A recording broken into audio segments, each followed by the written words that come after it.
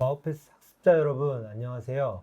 금융과 시사에 대한 이슈를 풀어주는 남자 유세종입니다. 안녕하세요. 금융꿈나무 장보미입니다. 태종님, 제가 듣기로 오늘 우리가 이야기 나눠볼 주제가 스위스가 낮은 인플레이션을 기록할 수 있는 이유라고 들었는데 맞나요? 네, 맞습니다. 현재 높은 물가와 이자로 전 세계 수많은 사람들이 고통을 받고 있는데요. 서부 유럽에 있는 스위스는 안정적인 인플레이션을 기록하고 있습니다. 그 이유를 오늘 시간에 낱낱이 파헤쳐 보도록 하겠습니다. 좋습니다.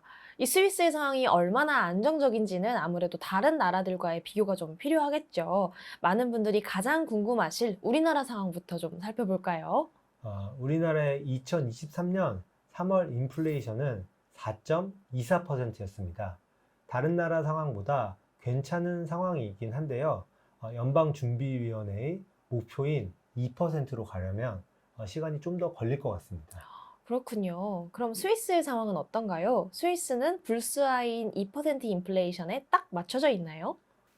사실 그렇지는 않습니다. 스위스 역시 2022년 8월 29년 만에 가장 높은 인플레이션 수치인 3.5%를 기록했는데요. 스위스 기준으로는 높지만 동시대의 10% 수준을 넘겼던 영국 및 유로존에 비교하면 굉장히 안정된 수치라고 볼 수 있습니다. 10%로 넘어가는 이웃나라가 대부분인데 3.5%였으면 정말 선방했네요. 그렇다면 스위스가 안정적으로 인플레이션을 관리할 수 있었던 이유는 뭔가요? 여러 이유가 있는데요. 첫 번째 이유는 이미 높은 물가를 들 수 있습니다. 스위스의 1인당 국민 소득은 7만 6천 달러로 현재 환율을 적용했을 때 1억 원 수준입니다. 2021년 한국의 1인당 국민 소득은 3만 4,940 달러로 4,641만 원 수준인데요. 평균적으로 한국인 대비 스위스인은 2배 많은 돈을 벌 수 있다고 볼 수 있습니다. 이렇게까지 차이가 많이 나는 줄 몰랐는데 스위스 정말 소득이 높네요. 그쵸. 굉장히 소득이 높은 나라인 것만은 확실한데요. 그런데 이 소득이 높은 만큼 모든 게 다 비싼 나라가 스위스입니다. 제가 6년 전에 스위스에서 먹은 버거킹 세트가 2만 5천 원일 정도로 모든 게 굉장히 비싼 나라 중에 하나입니다. 맞아요. 이 스위스를 포함해서 유럽 여러 국가를 다녀본 친구들 얘기 들어봐도요. 스위스에서 가장 가난하게 여행했다고 얘기하더라고요. 네, 그쵸. 이코노미 인텔리전스 유닛에 따르면 스위스를 대표하는 취리히, 제네바는 세계에서 가장 비싼 물가를 가진 도시 6위와 7위로 조사됩니다. 이렇듯 스위스는 이미 물가가 너무 높아서 채소와 고기 등 식품 가격이 올라도 인플레이션에 비교적 작은 영향을 줍니다. 예를 한번 들어보면요. 햄버거의 재료인 양상추와 패티 가격이 1,000원이 상승했다고 가정하겠습니다. 한국의 버거킹 햄버거 가격은 이 경우 10,000원에서 11,000원으로 10% 상승한 거죠. 하지만 스위스의 햄버거 가격은 25,000원에서 26,000원으로 불과 4%만 상승했습니다. 원자재 가격이 같은 만큼 올라도 베이스가 되는 가격 자체가 높기 때문에 인플레이션 수치는 낮은 거죠. 아, 그렇네요. 이 햄버거를 예를 들어 보니까 왜 수치가 안정적일 수 있는지 확 이해가 됐어요. 그럼 원래 비싼 물가 외에 안정적인 인플레이션을 유지할 수 있는 다른 요인이 있을까요? 다른 이유로는 전체 소비에서 식료품이 차지하는 비중을 들 수 있을 것 같은데요. 스위스인은 전반적으로 부유하기 때문에 전체 소비에서 식료품이 차지하는 비중이 다른 나라처럼 높지 않습니다. 다른 나라와 비교할 수 있는 자료가 있을까요? 가계 전체 소비 지출 중 식료품 소비 지출이 차지하는 비중은 엔겔 지수를 통해 파악할 수 있는데요. 2019년부터 2021년 사이 주요국의 엔겔 지수를 한번 확인해 보도록 하겠습니다. 저는 이런 거 보여주시면 아무래도 한국이 제일 먼저 눈에 들어오거든요. 5개 국가 중 한국 엔겔 지수가 가장 높아졌네요. 네, 이게 좀 굉장히 안타까운 그래프 중에 하나인데요. 보니까 진짜 그렇네요. 네, 그럼 이 엔겔 지수표와 인플레이션 수치는 어떤 상관관계가 있는 걸까요? 2021년에 발생한 인플레이션의 주요 원인은 에너지와 식료품 가격의 상승이었습니다. 스위스는 엔겔 지수가 다른 나라보다 낮았기 때문에 식료품으로 인한 인플레이션으로 큰 영향을 받지 않았습니다. 그 말은 즉슨 대한민국은 엄청난 영향을 받았다. 그런 말인 것 같아서 다시 한번 슬퍼집니다. 태종님 그렇다면 식료품의 비중과 원래 비싼 물가 외에 또 스위스의 안정적인 인플레이션의 비결이 있을까요? 다른 이유는 강한 힘을 가진 스위스 자국 화폐인 프랑을 꼽을 수 있을 것 같습니다. 미국이 금리를 올리고 경제 침체에 대한 우려가 커지니까 투자자들은 안전자산으로 자금을 이동시켰는데요. 이에 따라 미국 달러는 강세를 보이고 타국 화폐 가치는 하락했습니다. 이 그래프를 한번 보시면 미국 달러 대비 일본 엔화나 영국 파운드화, 중국 위안화, 유럽 유로화의 화폐 가치가 크게 하락한 걸 볼 수 있습니다. 정말 그렇네요. 하지만 스위스 프랑의 변동성은 굉장히 낮죠.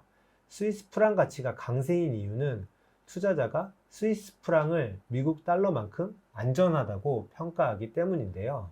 왜 투자자들은 스위스 프랑을 안전하다고 평가하는 걸까요? 스위스 정부는 금, 안전채권, 그리고 다양한 금융자산 등으로 스위스 프랑의 가치를 받치고 있습니다. 스위스 정부가 충분한 안전자산을 보유하고 있기 때문에 시장은 프랑의 가치를 믿고 있는 거죠. 그렇군요. 화폐 가치는 근데 수입 수출에도 영향을 좀 줄 것 같은데 어떤가요? 스위스 프랑의 강세는 수입 물품의 가격을 하락시킵니다. 스위스가 수입하고 있는 베트남산 바나나를 예로 한번 들어보도록 하겠습니다. 베트남 동 대비 프랑스 가치가 10% 상승할 경우 베트남 동 기준으로는 바나나 가격이 같더라도 프랑으로 지불하는 스위스인들은 10% 싸게 바나나를 구입할 수 있습니다. 낮아진 수입 가격은 물가 안정에도 큰 도움이 되죠. 그렇다면 반대로 스위스에서 수출을 할 때는 너무 비싸서 외면당하는 거 아닌가요? 보통이라면 그게 맞는데요. 하지만 스위스가 수출하는 물품을 한번 생각해 보면 다른 이야기가 됩니다. 스위스가 수출하는 물품은 가격 탄력성이 낮은 상품들입니다. 즉, 가격을 올려도 수요가 크게 떨어지지 않는 물건들인데요. 스위스의 대표적 수출품은 롤렉스 시계, 값비싼 초콜릿 등인데요. 이런 물품의 소비자 가격이 올라도 민감하게 반응하지 않고 제품을 구매하는 경향이 있습니다. 그렇네요. 원래 비싼 롤렉스 시계 조금 더 비싸졌다고 안 살 사람 같았으면 그냥 안 샀을 것 같긴 합니다. 이 스위스의 안정적인 인플레이션 비결 벌써 세 가지 이유나 들어봤는데요. 이 세 가지 이유 외에 또 다른 이유가 있을까요? 앞으로 두 가지 이유가 더 있는데요. 네. 어, 앞서 살펴본 엔겔 지수표 속에 힌트가 있습니다. 2021년 인플레이션의 주요 이유가 에너지, 식료품에 드는 비용 때문이라고 말씀드렸는데요. 스위스는 이 에너지를 스스로 조달할 수 있는 힘을 가지고 있는 국가입니다. 듣고 보니 난방비가 폭등했다는 뉴스 보도를 들었던 기억이 나네요. 거의 2배 이상 올라서 집에서 옷을 껴입고 난방비를 아끼겠다는 사람들도 있었잖아요. 네, 맞습니다. 러시아의 우크라이나 침공으로 에너지 위기는 우리나라뿐만 아니라 에너지 자급자족을 못하는 나라에서 공통적으로 발생했는데요. 2022년 에너지 가격 상승 그래프를 보면 스위스는 이탈리아, 영국, 네덜란드, 독일 대비 에너지 가격 상승이 낮다는 것을 알 수 있습니다. 조사된 유럽 국가 중에 프랑스와 스위스는 가장 낮은 에너지 가격 상승을 기록했는데요. 프랑스와 스위스의 공통점은 에너지 믹스에서 원자력 에너지의 비중이 비교적 높다는 점에 있습니다. 원자력 에너지라면 자국에서 조달할 수 있는 에너지인 거죠. 네, 맞습니다. 안정적인 원자력이라는 에너지 발전원이 있기 때문에 석유와 석탄 에너지 가격 상승으로부터 영향을 덜 받을 수 있었습니다.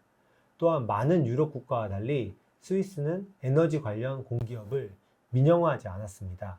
에너지 산업을 민영화한 유럽 국가는 에너지 가격이 급등했지만 공기업이 에너지 산업을 관리 운영하는 스위스는 안정적인 에너지 가격을 유지할 수 있었습니다. 에너지까지 잡고 있었다니 정말 인플레이션의 영향이 크게 훑고 갈 수 없는 나라인 것 같아요. 그렇다면 에너지를 공기업으로 운영하는 것처럼 국가 차원에서 관리하는 또 다른 부분이 있나요? 스위스 정부는 유럽에서 가장 광범위한 가격 통제를 하고 있는 나라입니다. 2022년 유로스타의 조사에 따르면 스위스는 무려 30%의 제품에 대해 가격 통제를 한다고 합니다. 정부가 가격 통제를 하니까 기업이 가격을 쉽게 올릴 수 없겠네요. 네, 맞습니다. 스위스 정부의 적극적인 가격 통제에 따라 스위스는 식품 가격을 안정적으로 유지할 수 있었습니다. 2022년 15% 이상의 식품 가격 인상을 기록한 독일, 영국, 네덜란드와 달리 스위스는 4%대의 물가를 유지할 수 있었습니다. 스위스가 안정적인 인플레이션을 유지할 수 있는 비결, 정말 여러 가지로 알아보았는데요. 우리는 이 사례를 통해 뭘 배울 수 있을까요? 많은 이유가 있겠지만 이 중 강한 자국 화폐, 공기업의 에너지 산업 관리, 소비자의 식품 가격 통제 이 세 가지 사항에 집중해서 한번 이야기를 해보도록 하겠습니다.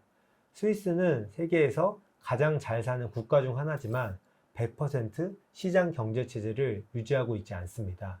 특정 섹터와 사항에 대해서는 정부가 적극적으로 개입하고 있습니다. 강한 자국 화폐를 유지하기 위해 정부는 금, 채권 등 안전 자산에 투자하여 자국 화폐인 프랑의 가치를 바치고 있습니다. 또한 스위스 정부는 신자유주의가 주장한 공기업 민영화를 받아들이고 있지 않습니다. 에너지 산업은 여전히 공기업이 관리 운영하고 있습니다. 뿐만 아니라 세계 최고의 기술과 자본을 가지고 있음에도 불구하고 20%의 에너지를 원자력이 생산하고 있습니다. 원자력은 정부가 적극적으로 투자, 육성하고 관리 감독해야 하는 산업입니다. 마지막으로 스위스 정부는 유럽에서 가장 광범위하게 가격 통제를 하고 있는 나라입니다. 이를 통해 안정적으로 물가를 관리하고 취약계층을 보호하고 있습니다. 특정 분야에서 정부의 지원과 통제 관리는 필요합니다. 그러나 정부 정책은 목표가 분명해야 됩니다. 정책 목표에 대한 근거 없이 이념과 감정적인 메시지를 바탕으로 한 정책은 시장 경제 체제보다 나쁜 결과를 가져올 수 있습니다. 정책의 좋고 나쁨은 동기나 의도가 아니라 결과에 의해서 평가되어야겠습니다. 네, 맞습니다. 소득 주도 성장, 원자력 에너지 폐기, 기본소득 등의 정부 정책은 결과를 보고 객관적으로 평가해 봐야 됩니다. 이념에 치우치지 않고 객관적인 정책 분석을 통해 정부가 실패를 배우고 시장 실패를 완화할 수 있는 정책을 실행할 때 위기의 대한민국은 비로소 선진국에 합류할 수 있을 것으로 생각됩니다. 좋은 말씀 감사합니다. 오늘은 인플레이션 위기 속 안정을 유지하고 있는 스위스의 비결과 스위스 사례를 통해 우리가 배워야 할 자세에 대해 이야기 나눠보았는데요. 오늘의 주제가 도움이 되셨다면 앞으로도 많은 관심 부탁드리겠습니다.